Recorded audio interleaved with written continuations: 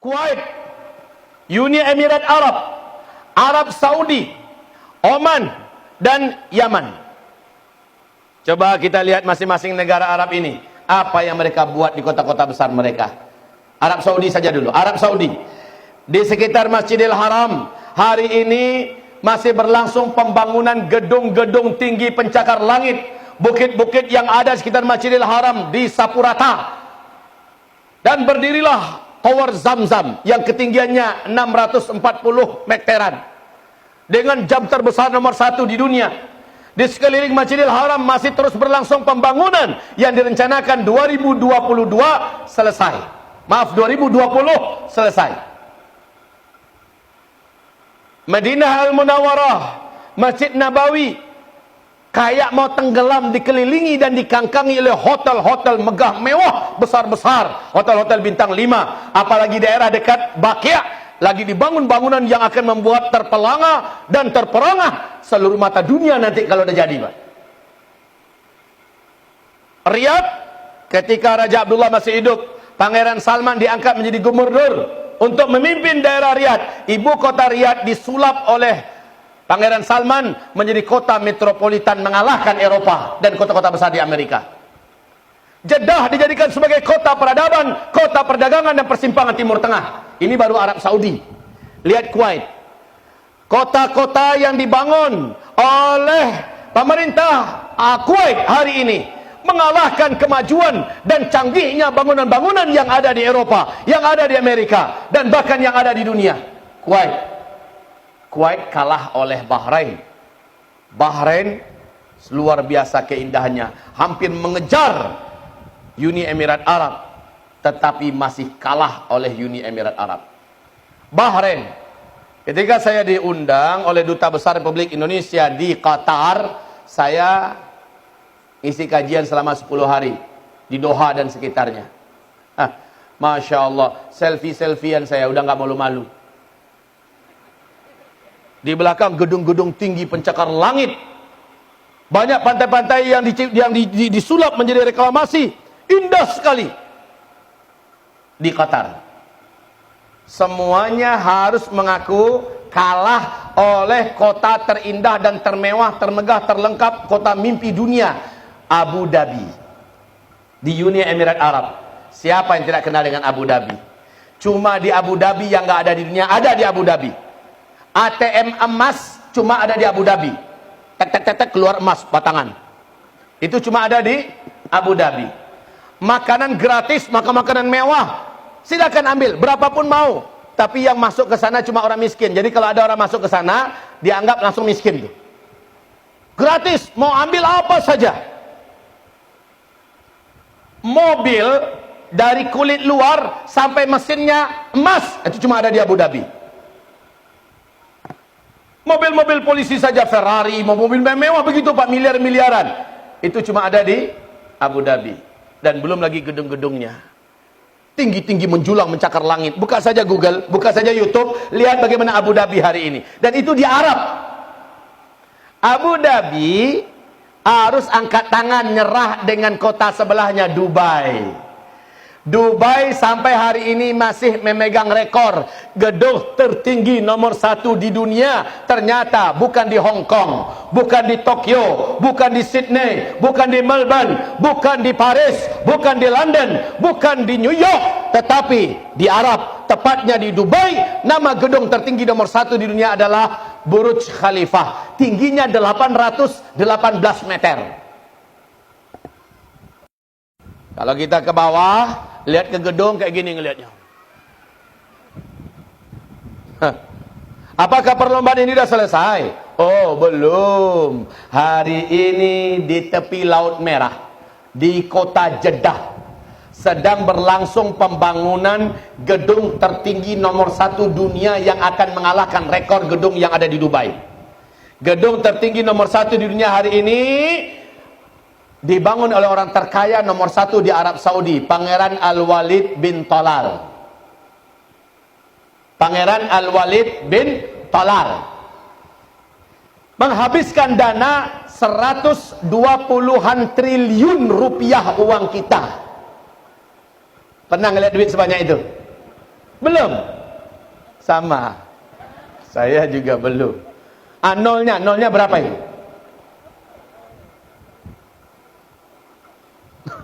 Silakan cek.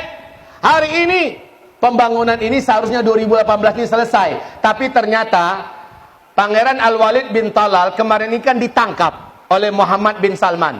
Ditangkap, dibekukan aset-asetnya, diambil sebagian hartanya oleh kerajaan Arab Saudi. Maka setelah beliau dibebaskan beberapa bulan yang lalu, pembangunan dilanjutkan dan jadi molor, jadi 2020 selesai.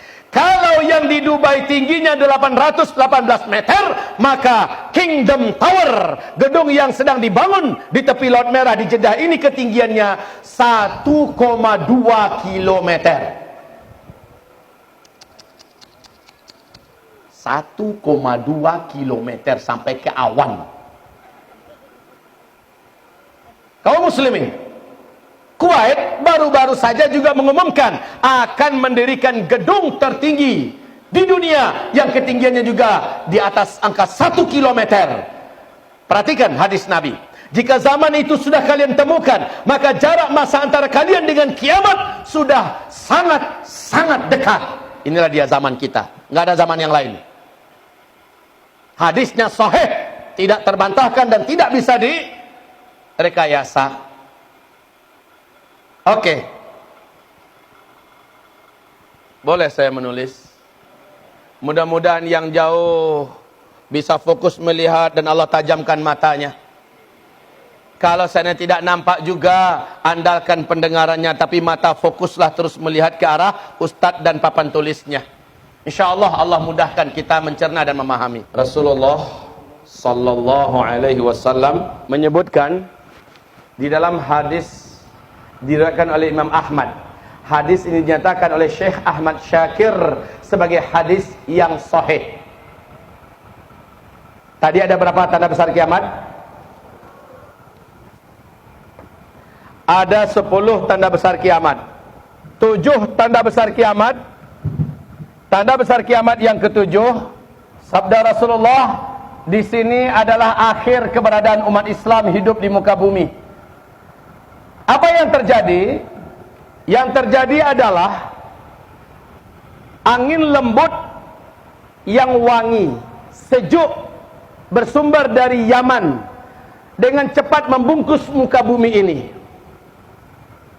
Angin lembut ini berbau wangi kasturi, tetapi membawa pesan kematian. Siapa saja orang yang beriman di muka bumi ini, saat tersentuh oleh angin itu, saat terhirup olehnya angin tersebut, maka saat itu juga, di tempat itu juga dia langsung tergeletak meninggal dunia. Walaupun orang ini imannya hanya seujung kuku, dia kenal dengan Allah, dia bisa melafazkan kalimat Allah, dan dia ada di pulau, ada di gunung, ada di mana saja. Saat tersentuh oleh angin lembut ini yang pasti akan sampai kepadanya, saat itu juga dia meninggal dunia. Maka serentak satu muka bumi, seluruh orang yang ada iman kepada Allah meninggal dunia, habis. Makanya saya buat istilahnya finish. Tanda besar kiamat yang ke-8, ke-9 dan ke-10, alhamdulillah kita udah nggak ada ini. Udah nggak ada. Tanda besar kiamat yang pertama, yang kedua, ketiga, dan keempat tadi sudah saya sampaikan. Yang kelima, keenam. Yang pertama apa tadi? Silakan diulang kembali. Dukhan. Yang kedua, Dajjal. Yang ketiga, Isa alaihi salam. Yang keempat, Ya'juj dan Ma'juj. Lepasnya Ya'juj dan Ma'juj. Habis Ya'juj dan Ma'juj, Allah izinkan umat Islam memasuki masa-masa aman. Dan disinilah Islam kembali memimpin seluruh dunia. Dan masa ini Allah sebutkan dalam Al-Quran surat An-Nur ayat 55, tegaknya kembali khilafah Islamiyah memimpin seluruh dunia. Ta'ummul arda, seluruh muka bumi ini masuk dalam wilayah kekuasaan Islam, dan pada masa ini dunia benar-benar ada di puncak keamanannya, kesejahteraan, kemakmuran, tidak ada perang, tidak ada bencana, tidak ada krisis ekonomi, tidak ada kelaparan, tidak ada kegaduhan. Bahkan hewan buas pun Allah jadikan jinak, binatang-binatang berbisa pun Allah angkat bisanya. Dan tidak ada orang yang sudi menerima zakat. Jangankan zakat, hadiah saja di fase kelima udah nggak mau orang terima. Padahal hadiahnya bukan main-main, Pak. Rasulullah bersabda, dua telapak tangan kamu bawa emas yang menjulang, kamu bawa dengan dua telapak tangan kamu hadiahkan emas itu kepada tetanggamu. Dihadiahkan, Pak.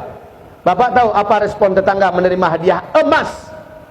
Emasnya gini loh, bukan beras, mas, bukan simas. Datang pada tetangga, Pak, ini hadiah dari saya, tolong terima, Pak, lillahi ta'ala. Apa kata tetangga yang baik ini? Masya Allah, kamu adalah tetanggaku yang soleh, kamu adalah tetanggaku yang beriman, kamu sangat mulia dan dermawan. Sayang, di dapur saya ada 3 karung tuh, mau diapakan? Nggak ada yang mau menerima zakat, infak, wakaf, sedekah. Itulah kata Nabi, bersedekahlah kamu banyak-banyak hari ini, karena nanti akan tiba waktu di mana tidak ada lagi yang mau menerima sedekah. Jangankan zakat, infak, wakaf, hadiah pun ditolak oleh orang nanti. Dan itu terjadi pada fase kelima.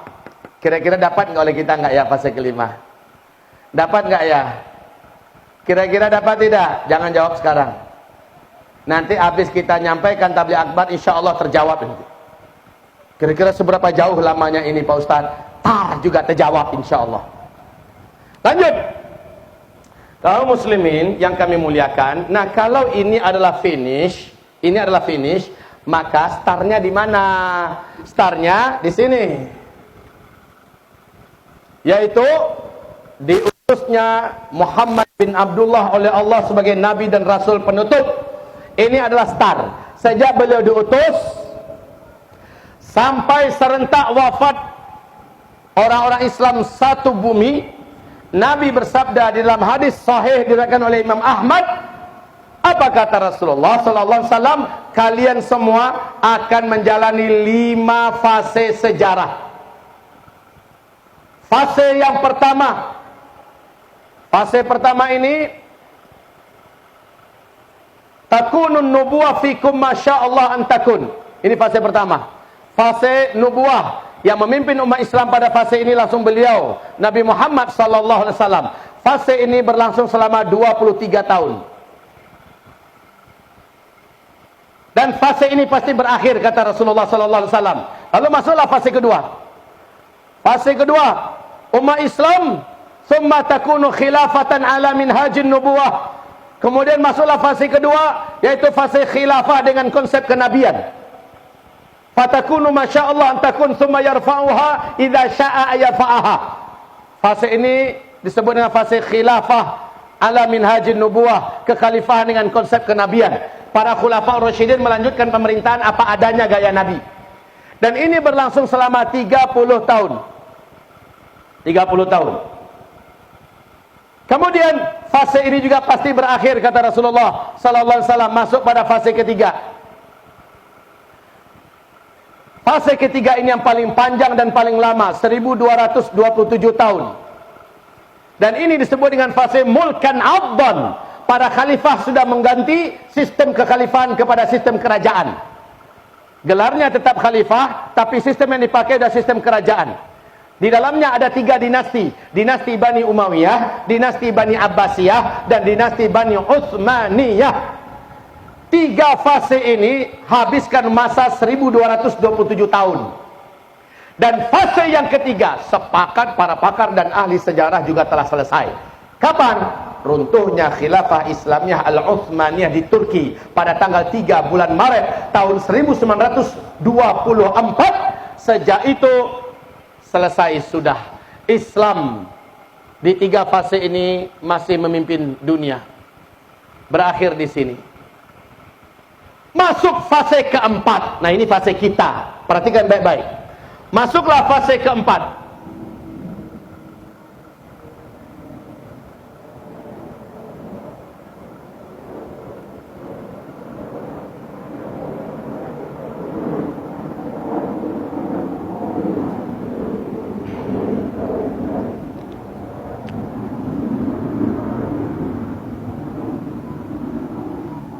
Saudara, ibu bapak sekalian, fase keempat adalah fase tergelap bagi Islam dan umat Islam. Mulkan jabariyan, fase di mana Islam mengalami penindasan di mana-mana. Kaum muslimin mengalami tekanan dan kezaliman di mana-mana. Fase keempat, fase kita. Fase kediktatoran. Islam tidak memimpin dunia di mana-mana. Ya. Jadi fase pertama, kedua, ketiga Islam memimpin dunia. Fase kelima, Islam akan kembali memimpin dunia. Kalau fase pertama, kedua, ketiga, 2/3 dunia dipimpin oleh Islam. Fase penutup nanti ta'ummul arda, seluruh muka bumi Islam yang pimpin. Tapi di masa ini tidak.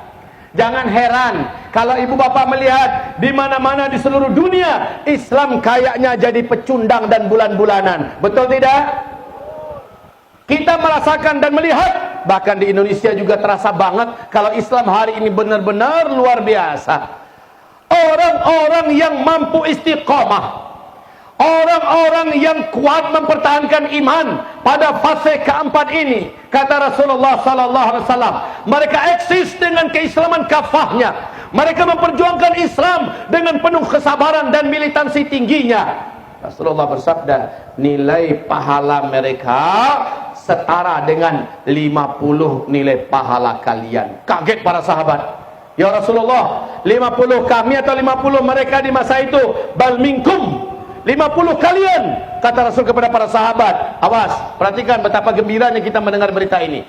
Orang yang istiqomah pada fase keempat, orang yang terus bersabar dalam mengamalkan Islam, mengajarkan Islam, mendakwahkan Islam, memperjuangkan Islam, menanggung resiko apapun yang mereka tanggung di fase keempat ini, berhak mendapatkan pahala 50 kali lipat pahala para sahabat.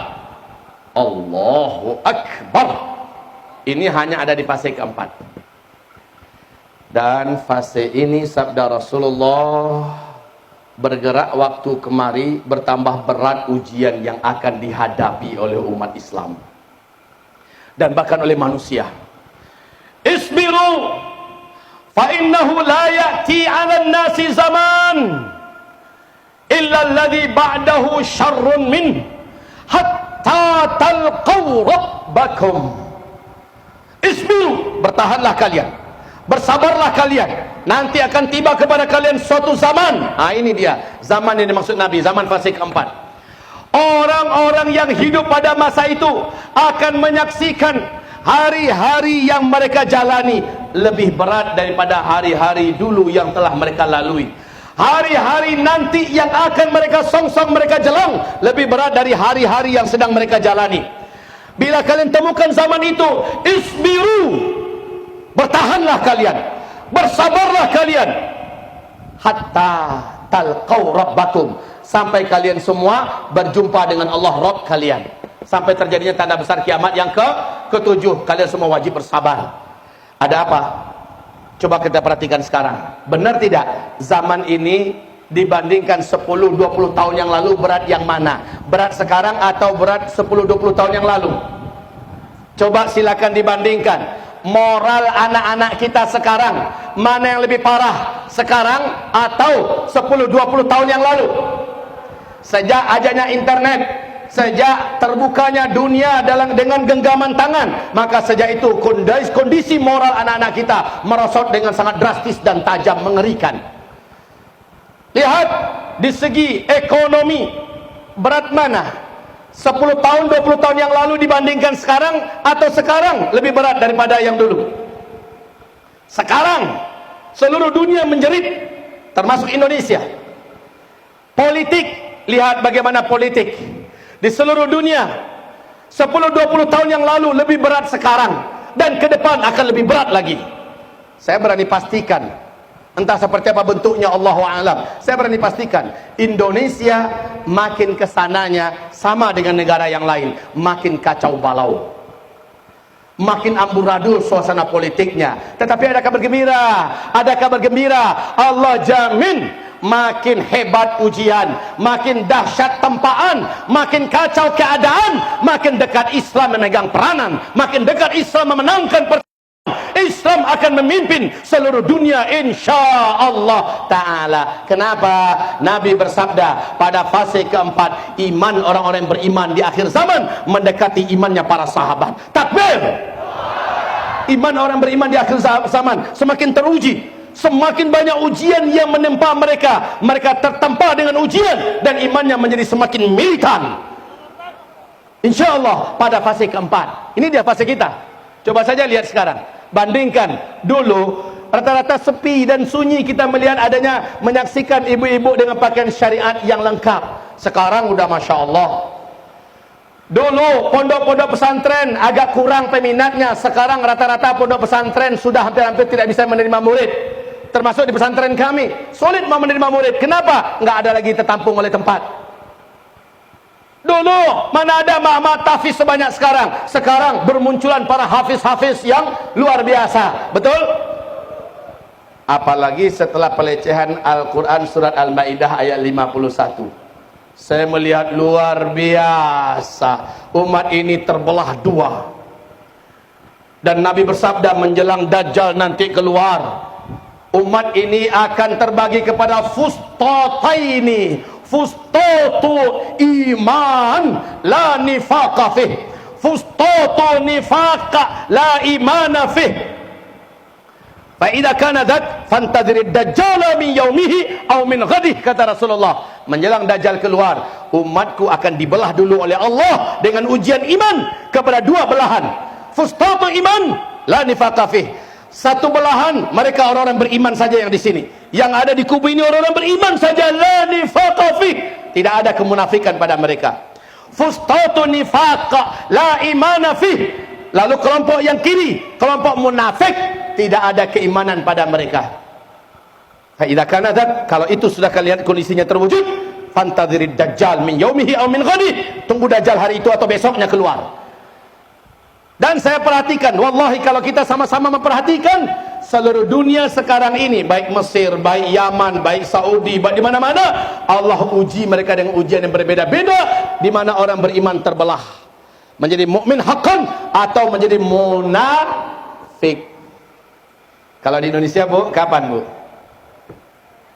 Sejak pelecehan Al-Quran oleh Mr. Ahok. Alhamdulillah, makasih Ahok. Ahok itu berjasa besar untuk Islam dan umat Islam, betul tidak? Gara-gara beliau akhirnya ulama bersatu. Gara-gara beliau akhirnya ayat yang tabu diumumkan dan didakwahkan oleh para alim ulama lalu menjadi booming. Umat jadi tahu haram angkat orang kafir menjadi pemimpin. Wala wal barra pun akhirnya terkuak dengan begitu terang benderang. Alhamdulillah, gara-gara beliau umat juga jadi bersatu. Kita melihat banyak betul jasanya Ahok. Jadi kalau ada Ahok award, kita berikan untuk beliau. Alhamdulillah, sejak itu kita menyaksikan umat Islam terbelah. Mukmin bersama dengan para ulama bela Islam, bersama dengan para ulama bela Quran, bela ulama. Alhamdulillah, makin kesininya makin terwujud bentuk kesatuan dan persatuan umat. Umat sudah mulai sami'na wa ata'na dengan komando para ulama. Allahu Akbar. Sementara yang kubu sini ada juga kiainya, ada juga ustadznya, ada juga partai-partainya yang gabungnya ke sini. Orang apa-apa, tidak apa-apa. Biarkan saja mereka menunjukkan identitas mereka. Ada yang nyebrang, padahal sebelumnya hafiz Quran, sebelumnya dia alim segala macam, nyebrang ke sana. Orang apa-apa tentu. Zaman dulu juga sudah ada ar-rajal unfuha, nyebrang juga. Masya Allah. Ibarat Allah yang kami muliakan. Yang sebelah sini, fustatu nifaq la imana fi. Di zaman ini, hanya di zaman ini, fase keempat, umat ini terbelah dua. Di Malaysia juga kejadian sama. Di Brunei kejadian sama. Di Arab Saudi sekarang melihat kejadian sama. Yang keren malah di Arab Saudi, ulama-ulamanya, orang-orang solehnya, khatib-khatibnya, imam-imam yang istiqomahnya ditangkapin semua dan masuk penjara oleh penguasa yang saat ini, di mana kebijakan sang ayah diputar balik oleh beliau, oleh Muhammad bin Salman. Kita melihat Qatar diembargo, kita melihat bagaimana Turki akhirnya ditinggalkan oleh beliau. Tapi tidak apa-apa, ini juga nubuat Nabi SAW. Justru saya bersyukur, alhamdulillah, makin tumpang tindih Allah memperlihatkan tanda-tanda akhir zaman, dan semuanya ada dalam hadis Nabi. Maka dengan ini semakin padat dan kuat keyakinan kita yang dimaksud dengan akhir zaman. Baik, kita lanjutkan fase keempat. Pada fase ini, oh ya sebentar, kita tidak sedang memimpin dunia, kita betul-betul dizalimi dan ditindas. Jangan heran, kita hanya butuh istiqomah di sini, sabar. Orang-orang yang tidak mampu dan istiqomah, seperti kata Rasulullah, mawada'a hadhil ummah illa latamathu latmah. Tidak ada satu orang umat pun daripada umatku ini nanti pada masa itu melainkan akan mendapatkan tamparan dari fitnah duhaimah, di mana tamparan itu ada yang menyebabkan orang pingsan, ada yang pura-pura pingsan, ada yang terkapar lalu dia bangkit berusaha untuk istiqomah, ada yang betul-betul maju melawan. Dan inilah orang kondisi pada fase keempat. Baik, fase keempat ini tidak lama, insyaallah ta'ala. Nabi bersabda, Islam itu dalam hadis riwayat Abu Daud, Islam itu bangkit naiknya selama 700 tahun. Lalu Islam akan turun selama 700 tahun. Dan Islam akan kembali bangkit, dan tidak ada yang mampu menghentikan kebangkitan Islam pada masa itu. 700, 1400. Sekarang sudah 1440 Hijriah. Kalau ditarik ke belakang, Hijriahnya ditarik ke belakang ke 1400, maka 39 tahun yang lalu lebih sedikit beberapa hari, ini pas di tahun 1979 ada titik terendah Islam itu jatuh. Dari 1979 Islam sedang melesat menuju kebangkitannya sampai pada hari ini. Kenapa saya begini gagah menyampaikan? Mari kita simak fase kelima. Ini fase kelima. Fase kelima, Allah berjanji dalam Al-Quran. Surat berapa tadi?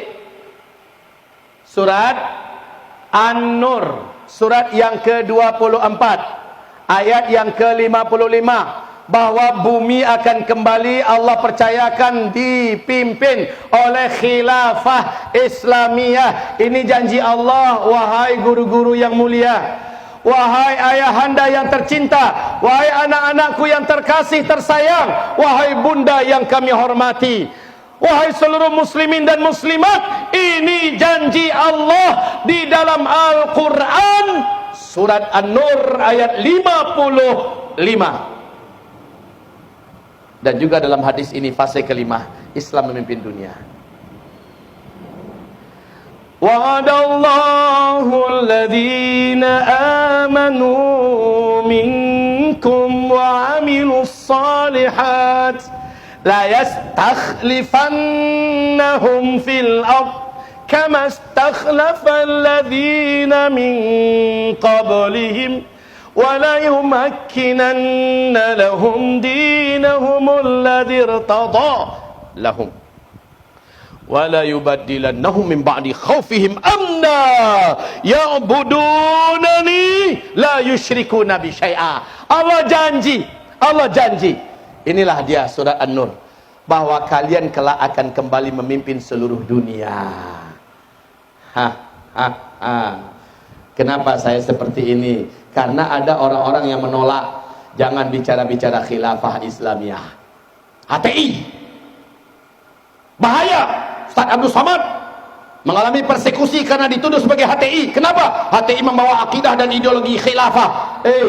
Saya kasih tahu ya, khilafah Islamiyah itu bukan bahasanya HTI, itu bahasanya Al-Quran. Terdapat di dalam surat An-Nur ayat 55. Dan dalam hadis sahih Nabi mengatakan dunia akan kembali dipimpin oleh khilafah Islamiyah. Yuk kita sekarang bercerita dengan orang luar Islam.